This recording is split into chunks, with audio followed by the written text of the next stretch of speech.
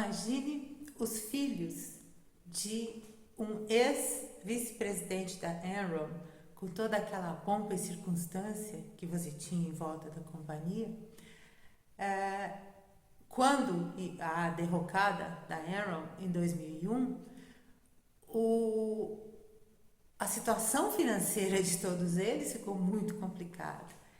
E daquele status fantástico que eles tinham, todo aquele luxo, toda aquela pompa que eles tinham, eles se veem obrigados a eventualmente pedir dinheiro emprestado. Isso é o que acontece com o pai de Elizabeth Holmes. Ela acompanha esse processo, ela vê a vergonha do pai. Isso tudo, eu estou te falando, eu aprendi no seriado The Dropout, que se você não assistiu, você precisa assistir, que conta a história da vida dela. Até agora, né? Porque ela é jovem ainda. Quando isso aconteceu, ela se sentiu tão envergonhada, tão embaraçada com o que tinha acontecido com o pai, que ela falou que o objetivo da vida dela era ganhar $1 bilhão. E ela ganhou.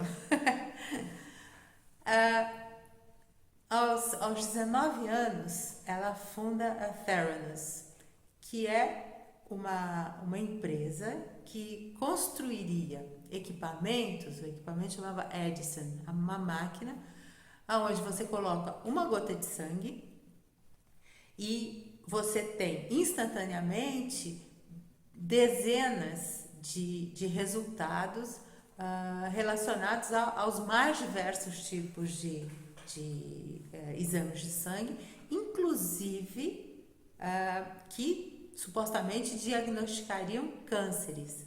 Ou seja, era uma coisa ultra revolucionária. Pena que era mentira. Se fosse verdade, seria muito bacana.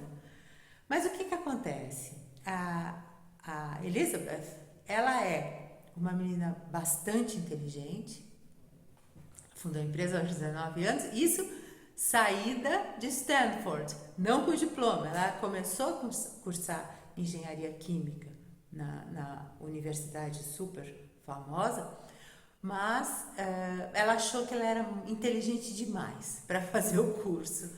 Então ela resolveu sair e fazer as coisas por conta própria. E ela mesma se comparava a Steve Jobs. Ela queria parecer com ele, ela queria ser o Steve Jobs de saia, tanto que ela usava aquelas roupas pretas, gola rolê, aquela coisa que o Jobs fazia.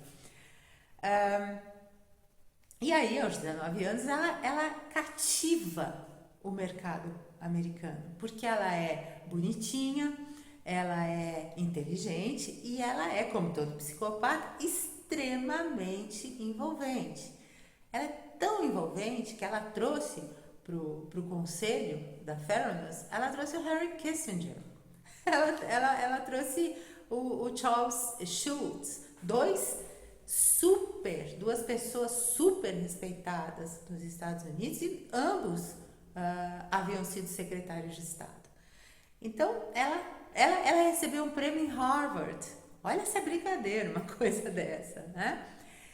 E um dos cientistas que trabalhava com ela, que era um engenheiro muito sério em inglês, ele não aguenta a pressão, porque ele sabe que ela é um engodo. Ele sabe, num determinado ponto, ela não consegue mais enganá-lo, porque ele realmente conhece a profissão, conhece química e percebe que aquilo não vai dar em nada, que aquela caixinha lá, o Edison, não vai dar em nada. E ele começa a cobrar dela, e ela começa a tentar enganá-lo cada vez mais, e ele começa a pressionar. O problema é que ele fica tão nervoso que ele tem um ataque cardíaco e morre. E aí você pensa, bom, então aí ela botou a mão na consciência? Não, de jeito nenhum. Aí ela continuou assim, ela até no seriado, ela parece bastante aliviada com a morte dele, né? Um empecilho a menos, um problema a menos para eu lidar. E o interessante aí é que ela só é desmascarada por conta do trabalho seríssimo de um jornalista franco-americano chamado John Carreyrou. É ele, que é do Wall Street Journal, é ele que começa a investigar. E ele sofre todo tipo de pressão, porque a menina comandava ali o pedaço, ela tinha acesso às pessoas mais importantes dos Estados Unidos. E eu tô te contando essa história, essas histórias que eu tô te contando agora, né, nessa primeira parte da terceira temporada do crime de 1 trilhão e 200 bilhões de reais. Eu tô te falando isso porque, da mesma forma que você tem esse crime acontecendo no Brasil, nós vamos para o terceiro ano desse crime, aonde as distribuidoras de combustíveis têm que entregar falsos créditos de carbono para a ANP. Não é uma coisa, não é a primeira vez que acontece, não é só aqui que acontece, mas em algum momento existem pessoas que querem pôr luz sobre esses escândalos, que jogam luz sobre esses escândalos, que é exatamente o que eu estou fazendo aqui.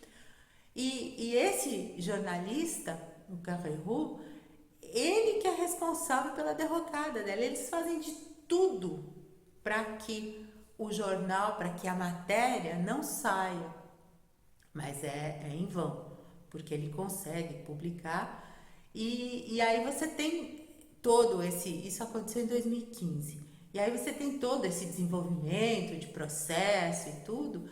E agora, o ano passado ela foi condenada, ainda não foi presa. Ela é tão psicopata que dizem as más línguas, não posso afirmar, mas eu entendo que faz muito parte do caráter dela. Dizem que ela ficou grávida do segundo filho para comover os jurados, para comover o juiz da condição dela. E ela ainda não foi presa.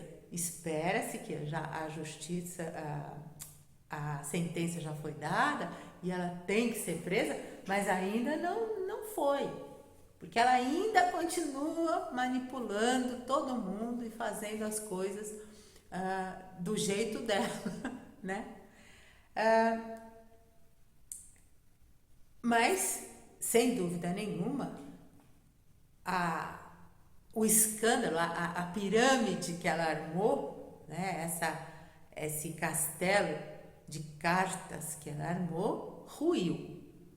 Como vai ruir o RenovaBio? Eu garanto para você que eu não paro enquanto eu não ver o fim desse esquema fraudulento, desse crime de 1 trilhão e 200 bilhões de reais que envolve o Bradesco, o Santander, a B3.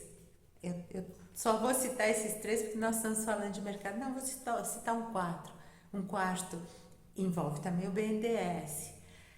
É um exercício de musculatura, mas tudo isso está construído em cima de um pântano. Por quê? Porque o CBIO é um falso crédito de carbono. Amanhã eu vou te falar sobre mais um safadinho que acabou de ser pego e com o qual nós tivemos contato. Então eu posso te falar alguma coisa pessoal sobre isso. Não perca!